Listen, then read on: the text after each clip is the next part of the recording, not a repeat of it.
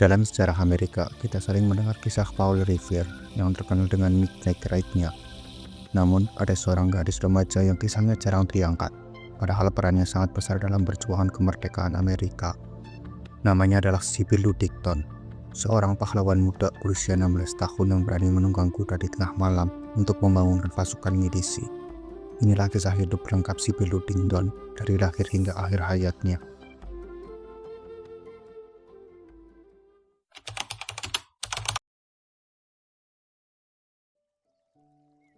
Sybil Ludington lahir pada 5 April 1761 di wilayah Fredericksburg, Putnam County, New York. Ia adalah anak pertama dari Kolonel Henry Ludington, seorang petani sekaligus perwira milisi kolonial, dan Abigail Ludington. Sebagai anak tertua dari 12 bersaudara, Sybil tumbuh dengan penuh tanggung jawab. Ia terbiasa membantu ibunya menjaga adik-adiknya dan mengurus pekerjaan rumah tangga. Kehidupan keluarga Ludington keras, namun penuh nilai kedisiplinan, karena ayahnya seorang prajurit yang tegas. Ketika Sybil beranjak remaja, revolusi Amerika sedang mengganas. Inggris ingin menumpas pemberontakan di koloni. Tahun 1777, pasukan Inggris bergerak menyerang kota Danbury di Connecticut, pusat logistik dan persenjataan milisi Amerika. Mereka membakar gudang senjata, rumah, dan menghancurkan apa saja yang bisa mendukung perjuangan kolonial.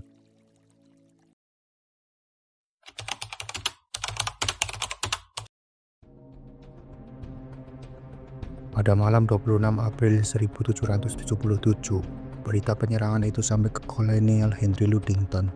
Ia harus segera memanggil pasukan yang tersebar di desa-desa sekitar. Namun, waktu sudah larut malam, hujan deras turun, jalanan licin dan berbahaya. Jika menunggu pagi, semuanya bisa terlambat.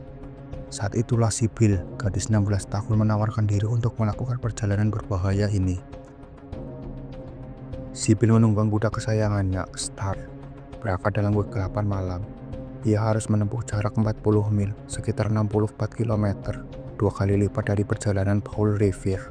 Lewat hutan gelap, rawa-rawa, dan jalan pedesaan, ia berteriak, "Bangun! Pasukan Inggris menyerang! Segera bersiap!" Di tengah perjalanan, ia melewati wilayah yang dipenuhi mata-mata Inggris, perampok, bahkan binatang buas.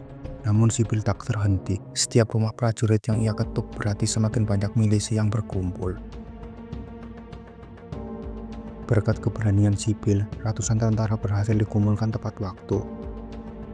Keesokan harinya, mereka menghadapi pasukan Inggris dalam pertempuran Richfield. Walau Danbury sudah terbakar, milisi kolonial berhasil memberikan perlawanan sengit dan memukul mundur sebagian pasukan Inggris. Sybil Ludington pun menjadi ucapan terima kasih langsung dari Jenderal George Washington atas jasanya.